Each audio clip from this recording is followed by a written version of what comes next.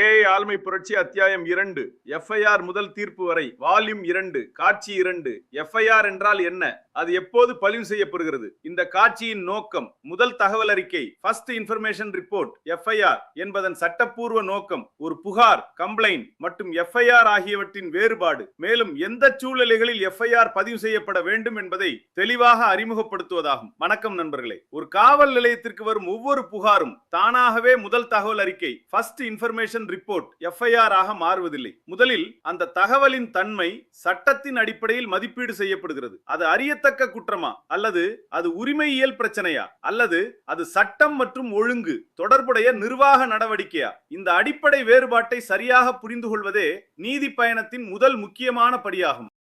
சட்டப்படி அறியத்தக்க குற்றம் இருப்பதாக தெரிய வந்தால் காவல்துறை எஃப்ஐஆர் பதிவு செய்து விசாரணையை தொடங்குகிறது. அதன் பிறகு விசாரணை அதிகாரி நியமிக்கப்படுகிறார்.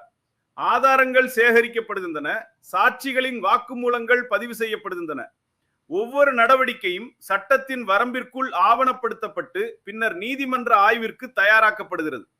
இந்த முழு செயல்முறையில் எஸ்பிஎல் ஏஐசிஐபி தகவல்களை ஒருங்கிணைத்து காலக்கெடுகளை கண்காணித்து அதிகாரிகளுக்கு முடிவு ஆதரவு வழங்குகிறது. ஆனால் எஃப்ஐஆர் பதிவு செய்வதும் விசாரணையை நடத்துவதும் சட்ட முடிவுகளை எடுப்பதும் முழுமையாக மனித அதிகாரிகளின் சட்டப்பூர்வ பொறுப்பாகும். எஸ்பிஎல் ஏஐசிஐபி கொள்கை ஒருங்கிணைந்த தகவல் இன்டகிரேட்டட் இன்ஃபர்மேஷன், முடிவு ஆதரவு டிசிஷன் சப்போர்ட், மனித அதிகாரியின் இறுதி முடிவு final decision by human authority. Thirukkural எப்பொருள் எத்தன்மை தாயினும் அப்பொருள் மெய்ப்பொருள் காண்பது அறிவு. திருக்குறள் 355. அதிகாரம் மெய்யுணர்தல், ரியலைசேஷன் ஆஃப் ட்ரூத். எந்த தகவலாக இருந்தாலும் அதன் உண்மையான தன்மையை ஆராய்ந்து அறிதலே அறிவாகும். அதேபோல் ஒரு புகார் குற்றவியல் வழக்கா, உரிமையியல் வழக்கா அல்லது சட்டம் மற்றும் ஒழுங்கு தொடர்புடையதா என்பதை சரியாக புரிந்து கொள்வதே எஃப்ஐஆர் பதிவு செய்யும் அதிகாரியின் முதல் சட்டப்பூர்வ பொறுப்பாகும். உண்மையை அடிப்படையாக கொண்ட சரியான வகைப்படுத்தலே நியாயமான நீதி பயணத்திற்கு வலுவான அடித்தளமாக அமைகிறது. ஒரு எஃப்ஐஆர் என்பது வெறும் பதிவேடு அல்ல, அது ஒரு நீதி பயணத்தின் அதிகாரப்பூர்வ தொடக்கம். அந்த தொடக்கம் உண்மையையும் சட்டத்தையும் அடிப்படையாக கொண்டிருக்கும் போது நீதியின் மீதான பொதுமக்களின் நம்பிக்கையும் வலுப்பெறும். அடுத்த காட்சியில் குற்றவியல் வழக்கு கிரிமினல் கேஸ், உரிமையியல் வழக்கு சிவில் கேஸ் மற்றும் சட்டம் மற்றும் ஒழுங்கு லா அண்ட் ஆர்டர் ஆகியவற்றிற்கிடையேயான வேறுபாடுகளை நடைமுறை எடுத்துக்காட்டுகளுடன் அறிந்து கொள்வோம். காட்சி 3. குற்றவியல் வழக்கு, உரிமையியல் வழக்கு மற்றும் சட்டம் மற்றும் ஒழுங்கு வேறுபாட்டை அறிந்து கொள்வோம். இந்த காட்சியின் நோக்கம் குற்றவியல் வழக்கு, உரிமையியல் வழக்கு மற்றும் சட்டம் மற்றும் ஒழுங்கு தொடர்பான நிகழ்வுகளுக்கிடையேயான அடிப்படை வேறுபாடுகளை எளிமையாக விளக்குவது.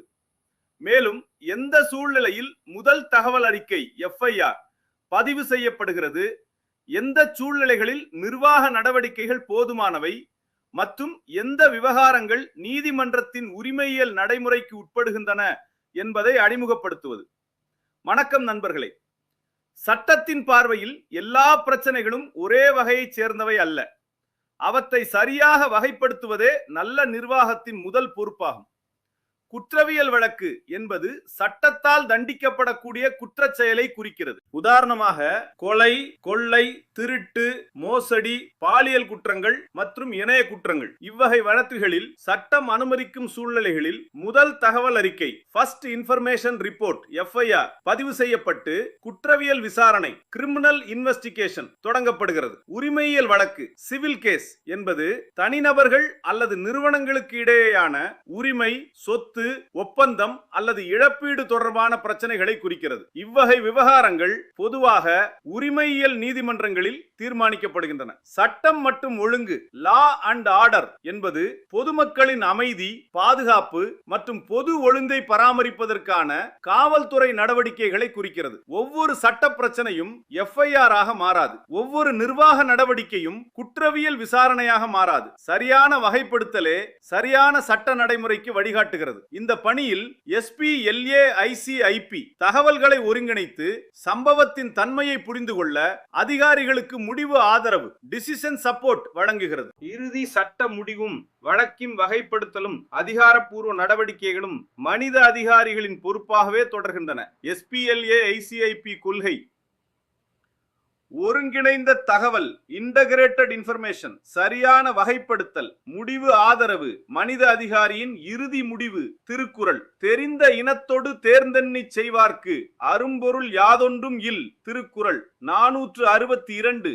அதிகாரம் தெரிந்து செயல் வகை.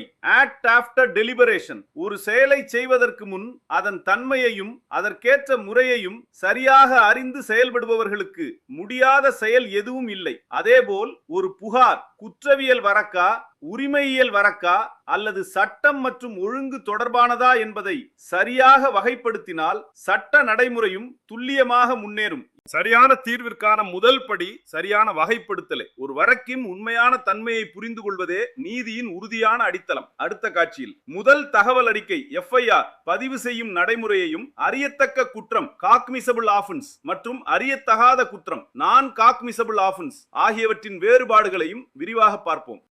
காட்சி 4. தலைப்பு FIR பதிவு செய்யும் சட்ட நடைமுறை. Legal procedure for FIR registration. இந்த காட்சியின் நோக்கம் முதல் தகவல் அறிக்கை ஃபர்ஸ்ட் இன்ஃபர்மேஷன் ரிப்போர்ட் FIR பதிவு செய்யப்படும் சட்ட நடைமுறையை அறிமுகப்படுத்துவது. மேலும் யார் FIR பதிவு செய்யலாம், எந்த அதிகாரி அதை பதிவு செய்கிறார், அறியத்தக்க குற்றம் காக்னிசபிள் ஆஃபென்ஸ் மற்றும் அறியத்தகாத குற்றம் நான் காக்னிசபிள் ஆஃபென்ஸ் ஆகியவற்றின் அடிப்படை வேறுபாட்டை விளக்குவது. வணக்கம் நண்பர்களே. ஒரு குற்றம் நடைபெற்றதாக ஒரு தகவல் காவல்துறைக்கு வந்தவுடன் அந்த தகவல் சட்டத்தின் அடிப்படையில் மதிப்பீடு செய்யப்படுகிறது. அந்த தகவல் அறியத்தக்க குற்றம் காக்னிசபிள் ஆஃபென்ஸ் தொடர்புடையதாக இருந்தால் காவல்துறை சட்டப்படி முதல் தகவல் அறிக்கை ஃபர்ஸ்ட் இன்ஃபர்மேஷன் ரிப்போர்ட் FIR பதிவு செய்து விசாரணையை தொடங்க முடியும். அது அறியத்தகாத குற்றம் நான் காக்னிசபிள் ஆஃபென்ஸ் என்றால் சட்டத்தில் குறிப்பிடப்பட்டுள்ள நடைமுறைகள் பின்பற்றப்படுகின்றன. FIR பதிவு செய்யும் அதிகாரம் சட்டப்படி காவல்துறைக்கு வழங்கப்பட்டுள்ளது. ஒரு FIR பதிவு செய்யப்பட்டதும் ஒவ்வொரு நடவடிக்கையும் ஆவணப்படுத்தப்பட்டு வழக்கின் அதிகாரப்பூர்வ பதிவாக மாறுகிறது. இதுவே பின்னர் விசாரணை, ஆதார சேகரிப்பு, நீதிமன்ற விசாரணை மற்றும் தீர்ப்பிற்கான அடித்தளமாக அமைகிறது. இந்த முழு செயல்முறையிலும் SPL AICIP தகவல்களை ஒருங்கிணைத்து காலக்கெடுகளை கண்காணித்து தேவையான அதிகாரிகளுக்கு முடிவு ஆதரவு டிசிஷன் சப்போர்ட் வழங்குகிறது. ஆனால் FIR பதிவு செய்வதற்கான சட்ட அதிகாரமும் அதன் சரியான பதிவிற்கான பொறுப்பும் மனித அதிகாரியிடமே உள்ளது. SPL AICIP கொள்கை சட்டப்படி சரியான பதிவு, ஒருங்கிணைந்த தகவல், முடிவு ஆதரவு, மனித அதிகாரியினாரின் இறுதி முடிவு. திருக்குறள். குணம் நாடி குற்றமும் நாடி அவற்றுள் மிகை நாடி மிக்க கொளல். திருக்குறள் 504. அதிகாரம் தெரிந்து தெளிதல். Judge by strength and weaknesses. ஒரு செயலின் நல்ல அம்சங்களையும் குறைகளையும் முழுமையாக ஆராய்ந்து உண்மைக்கு ஏற்ப சரியான முடிவை எடுக்க வேண்டும். அதேபோல் ஒரு புகாரின் சட்டப்பூர்வ தன்மையை ஆய்வு செய்து அது FIR பதிவு செய்ய தகுதியானதா என்பதை அதிகாரி பொறுப்புடன் தீர்மானிக்க வேண்டும். சரியான FIR பதிவு என்பது ஒரு சட்ட நடைமுறை மட்டுமல்ல, அது ஒரு வெளிப்படையான மற்றும் பொறுப்பான நீதி பயணத்தின் அதிகாரப்பூர்வ தொடக்கமாகும். அடுத்த காட்சியில் யார் FIR பதிவு செய்யலாம் என்ற கேள்விக்கான நடைமுறை விளக்கத்தை பார்ப்போம். பொதுமக்கள், காவல்துறை, மருத்துவமனைகள், அரசு அதிகாரிகள் மற்றும் சிறப்பு சூழ்நிலைகளில் FIR பதிவு செய்யப்படும் நடைமுறைகளையும் அறிந்து கொள்வோம்.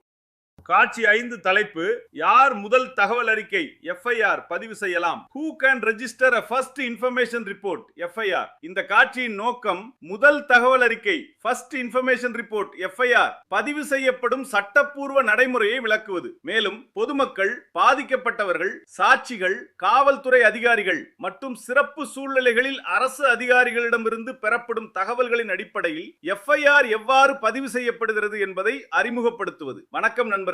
ஒரு குற்றத்தை பற்றி தகவல் அளிப்பவர் அந்த குற்றத்தின் பாதிக்கப்பட்டவராக இருக்க வேண்டிய அவசியம் இல்லை. ஒரு சம்பவத்தை நேரில் பார்த்த சாட்சி விட்னஸ் தகவல் அளிக்கலாம். ஒரு பொதுமகன் சிட்டிசன் தகவல் தெரிவிக்கலாம். ஒரு அரசு அதிகாரி பப்ளிக் ஆபீசர் தனது பணியின் போது கண்டறிந்த தகவலை வழங்கலாம். சில நேரங்களில் மருத்துவமனை, அரசு துறை அல்லது பிற சட்டப்பூர்வ அமைப்புகளிடமிருந்தும் தகவல்கள் கிடைக்கலாம். காவல்துறை அந்த தகவலை சட்டத்தின் அடிப்படையில் மதிப்பீடு செய்து தேவையான போது முதல் தகவல் அறிக்கை ஃபர்ஸ்ட் இன்ஃபர்மேஷன் ரிப்போர்ட் FIR பதிவு செய்கிறது. FIR பதிவு செய்யப்பட்டதும் வழக்கு அதிகாரப்பூர்வமாக பதிவு செய்யப்பட்டு விசாரணை அதிகாரி இன்வெஸ்டிகேட்டிங் ஆபீசர் IO நியமிக்கப்படுகிறார். இதன் பின்னர் ஆதாரங்கள் சேகரிக்கப்படுகின்றன, சாட்சிகள் விசாரிக்கப்படுகின்றன மற்றும் வழக்கின் முழுமையான பதிவேடு உருவாக்கப்படுகிறது. இந்த நடைமுறையில் SPLA ICIP தகவல்களை ஒருங்கிணைத்து சம்பவத்தின் முன்னேற்றத்தை கண்காணித்து அதிகாரிகளுக்கு முடிவு ஆதரவு டிசிஷன் சப்போர்ட் வழங்குகிறது. ஆனால் FIR பதிவு செய்வதற்கான சட்ட அதிகாரமும் வழக்கை முன்னெடுத்து செல்லும் பொறுப்பும் மனித அதிகாரிகளிடமே உள்ளது. SBL AICIP கொள்கை சட்டப்பூர்வ தகவல் பதிவு லாஃபுல் இன்ஃபர்மேஷன் ரெஜிஸ்ட்ரேஷன், ஒருங்கிணைந்த தகவல் இன்டகிரேட்டட் இன்ஃபர்மேஷன், முடிவு ஆதரவு டிசிஷன் சப்போர்ட், மனித அதிகாரியின் இறுதி முடிவு final decision by human authority. Thirukkural. கேட்பினும் கேளாத்தகையவே கேள்வியால் தோற்கப்படாத செவி. திருக்குறள் 418 அதிகாரம் கேள்வி லிசன்டிங். நல்ல தகவலை கவனமாக கேட்டு அதன் உண்மையான பொருளை புரிந்து கொள்வதே அறிவின் அடையாளமாகும். அதேபோல் FIR பதிவு செய்யும் முன் கிடைக்கும் தகவலை முழுமையாக கேட்டு சட்டத்தின் அடிப்படையில் மதிப்பீடு செய்வது காவல்துறையின் முக்கியமான பொறுப்பாகும். ஒரு FIR என்பது யார் தகவல் அளித்தார்கள் என்பதை காட்டிலும் அந்த தகவல் சட்டப்படி எவ்வாறு மதிப்பீடு செய்யப்படுகிறது என்பதில்தான் அதன் முக்கியத்துவம் இருக்கிறது. சரியான தகவல், சரியான பதிவு, சரியான நீதி பயணத்திற்கு வழிகாட்டுகிறது. அடுத்த காட்சியில் அறியத்தக்க குற்றம் காக்னிசபிள் ஆஃபென்ஸ் மற்றும் அறியத்தகாத குற்றம் நான் காக்னிசபிள் ஆஃபென்ஸ் ஆகியவற்றின் சட்ட வேறுபாடுகளையும் அவை நடைமுறையில் எவ்வாறு கையாளப்படுகின்றன என்பதையும் விரிவாக பார்ப்போம். காட்சி 6. FIR பதிவு செய்யப்பட்ட பிறகு என்ன நடக்கிறது? இந்த காட்சியின் நோக்கம் முதல் தகவல் அறிக்கை. சம்பவ இடம் ஆய்வு செய்யப்படுகிறது, ஆதாரங்கள் பாதுகாப்பாக சேகரிக்கப்படுகின்றன, சாட்சிகளின் வாக்குமூலங்கள் பதிவு செய்யப்படுகின்றன, தேவையான ஆவணங்கள், புகைப்படங்கள், காணொளிகள் மற்றும் அறிவியல் ஆதாரங்கள் முறையாக பதிவு செய்யப்படுகின்றன. ஒவ்வொரு நடவடிக்கையும் காலவரிசைப்படி ஆவணப்படுத்தப்படுகிறது. இந்த முழு செயல்முறையிலும் SPL AICIP பல்வேறு சட்டப்பூர்வ தகவல் மூலங்களிலிருந்து தகவல்களை ஒருங்கிணைத்து காலக்கெடுகளை கண்காணித்து அதிகாரிகளுக்கு முடிவு ஆதரவு வழங்குகிறது. ஆனால் எந்த தகவல் நம்பகமானது, எந்த ஆதாரம் ஏற்கத்தக்கது, எந்த முடிவு சட்டப்படி சரியானது என்பதை மனித அதிகாரியே தீர்மானிக்கிறார்.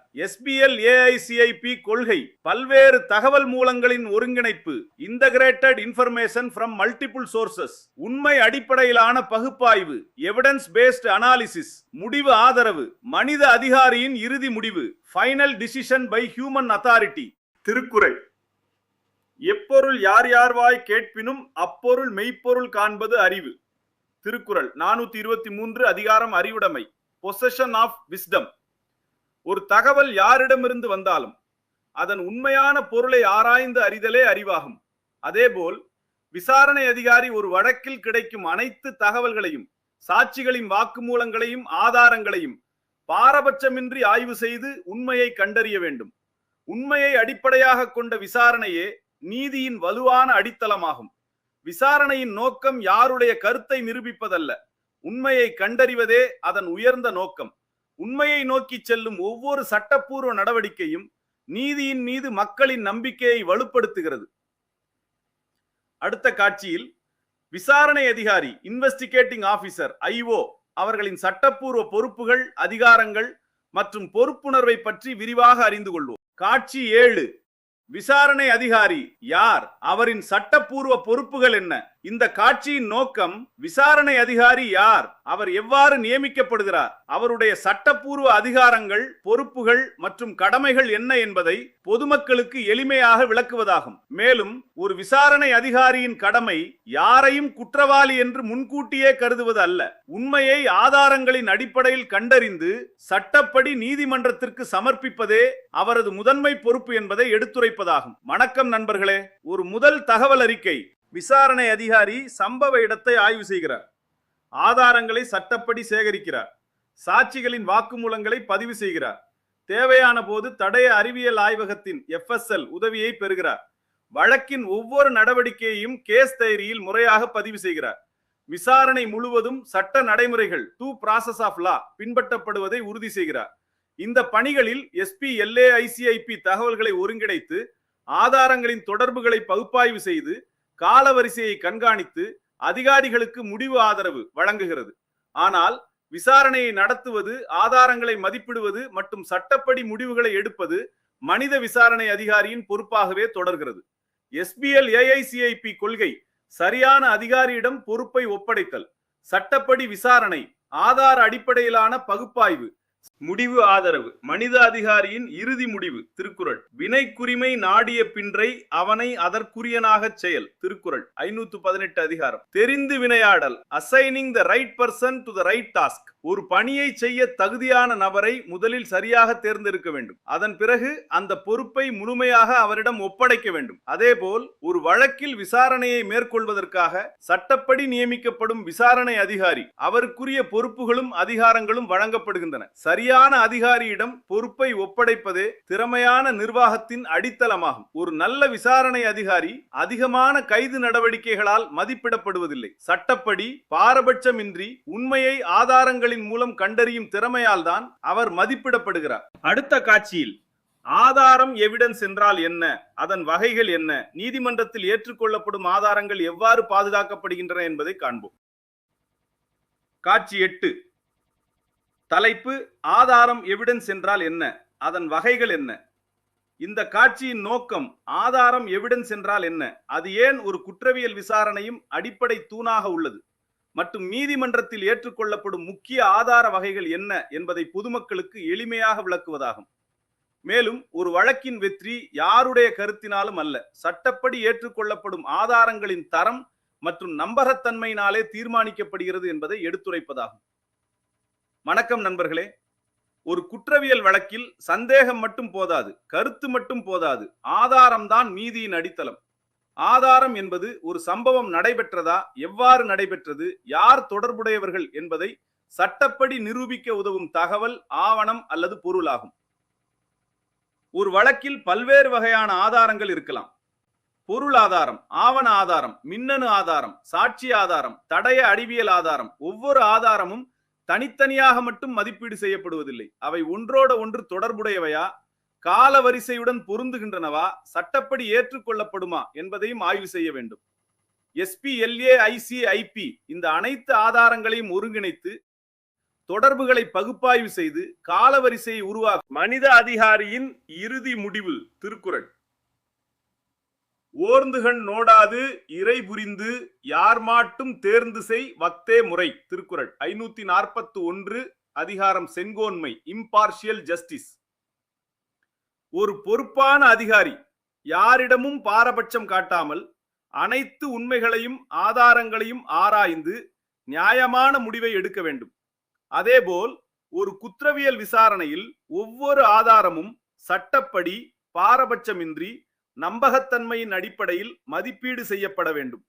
நடுநிலையான ஆதார மதிப்பீடே நீதியின் வலிமையான அடித்தளமாகும். ஒரு வழக்கில் கருத்துக்கள் மாறுபடலாம், ஆனால் உண்மையான ஆதாரங்கள் பேசும்போது நீதி தெளிவாகிறது. நம்பகமான ஆதாரங்களும் பாரபட்சமற்ற மதிப்பீடும் நீதியை நிலைநிறுத்துகின்றன.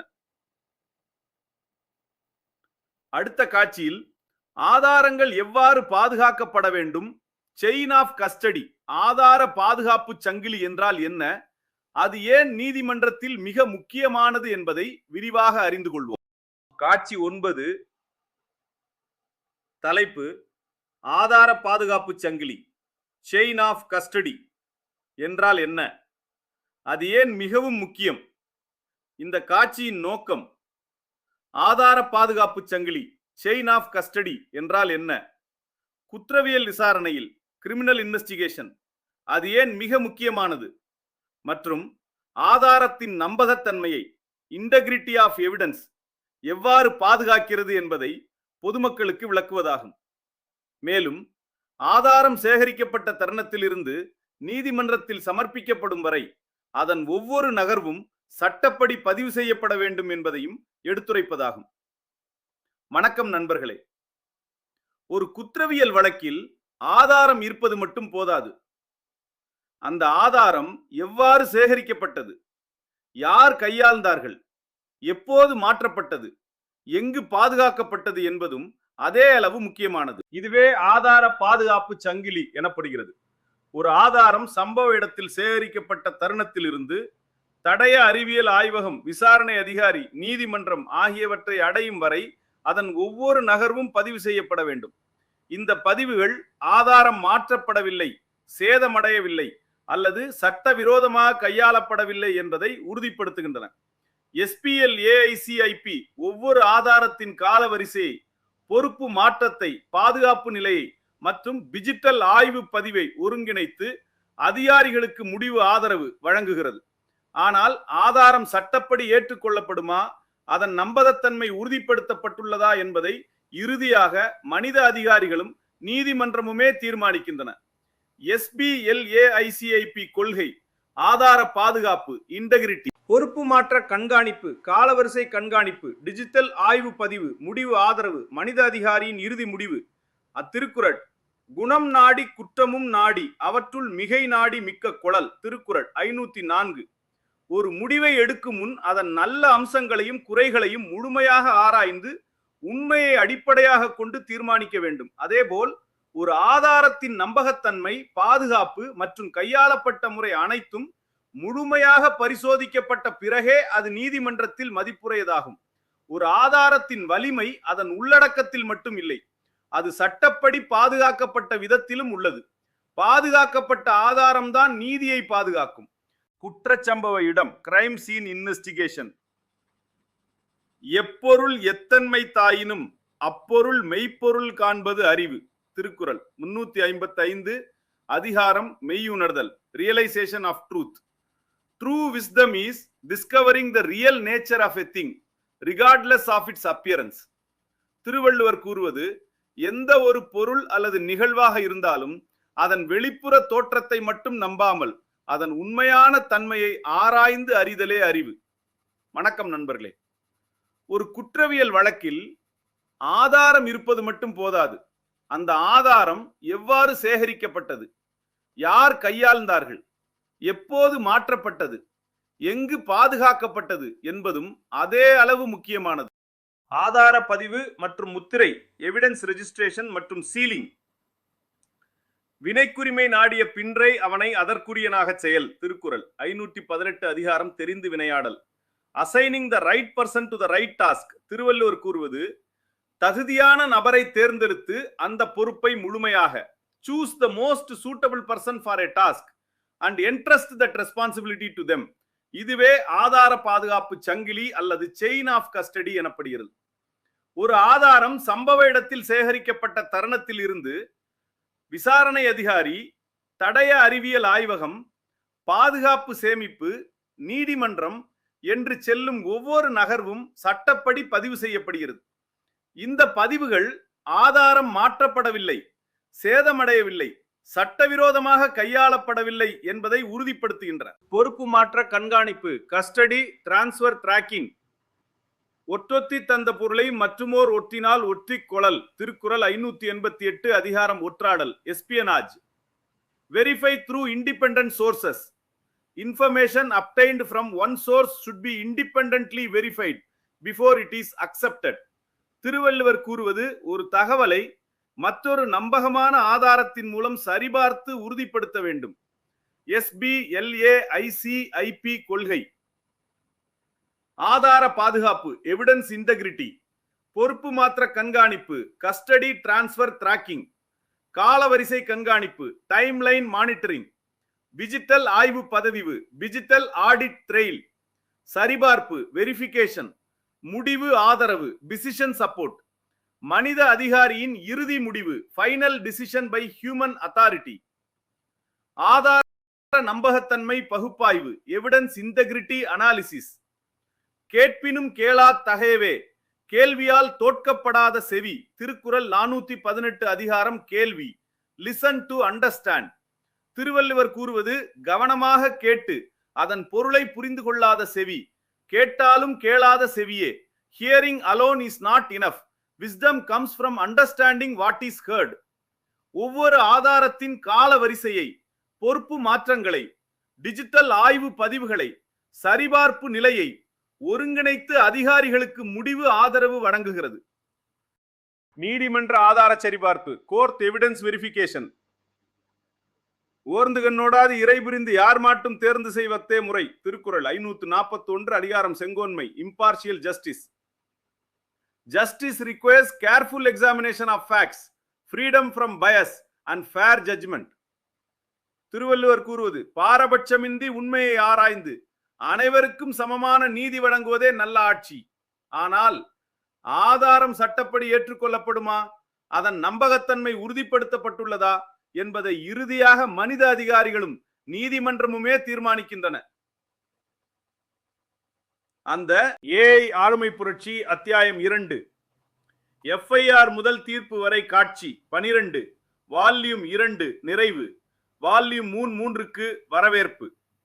அன்புடையீர், இதனுடன் இந்த பயணத்தில் ஒரு ஆதாரம் குற்றச்சம்பவ இடத்தில் சேகரிக்கப்படும் தருணத்திலிருந்து நீதிமன்றத்தில் ஏற்றுக்கொள்ளப்படும் வரை அதன் நம்பகத்தன்மை, பாதுகாப்பு மற்றும் சட்டப்பூர்வ தொடர்ச்சி எவ்வாறு பாதுகாக்கப்பட வேண்டும் என்பதை பார்த்தோம்.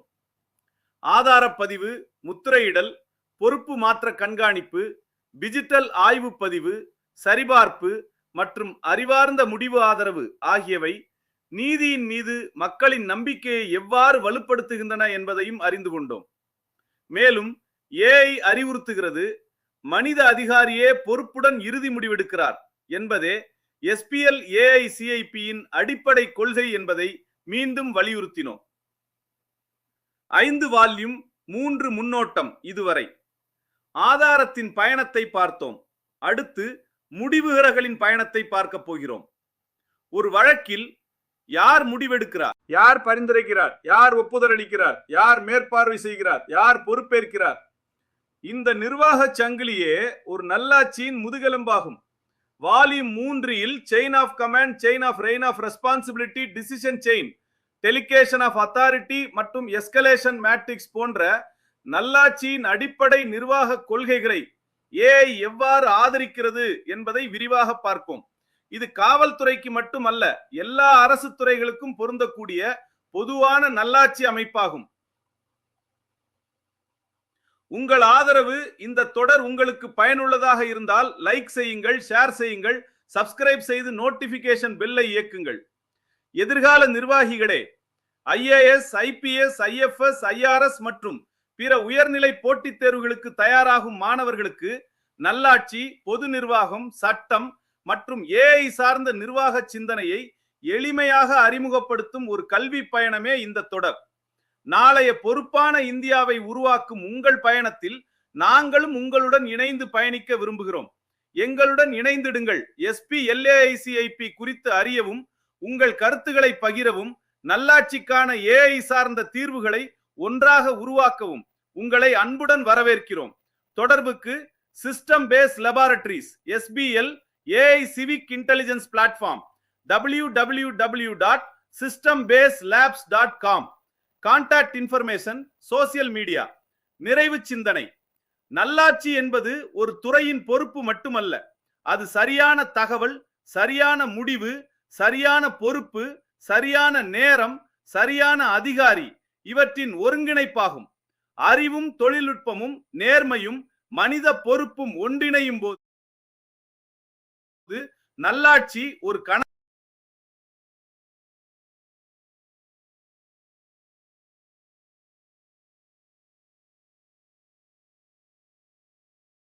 உங்கள் ஆதரவு நண்பர்களே, இந்த தொடர் உங்களுக்கு பயனுள்ளதாக இருந்தால் இந்த கல்வி உள்ளடக்கத்தை அனைவருக்கும் இலவசமாக தொடர்ந்து வழங்க உங்கள் விருப்பத்திற்கேற்ப சிறிய நன்கொடையால் இந்த முயற்சியை ஆதரிக்கலாம். திரையில் காணப்படும் ஜிபே QR குறியீட்டை பயன்படுத்தி உங்கள் ஆதரவை வழங்கலாம். உங்கள் ஒவ்வொரு பங்களிப்பும் மேலும் பல தரமான கல்வி காணொளிகள், ஏஐ நல்லாட்சி ஆய்வுகள் மற்றும் தமிழ் அறிவியல் உள்ளடக்கங்களை உருவாக்க உதவும். உங்கள் நம்பிக்கைக்கும் ஆதரவுக்கும் மனமார்ந்த நன்றி.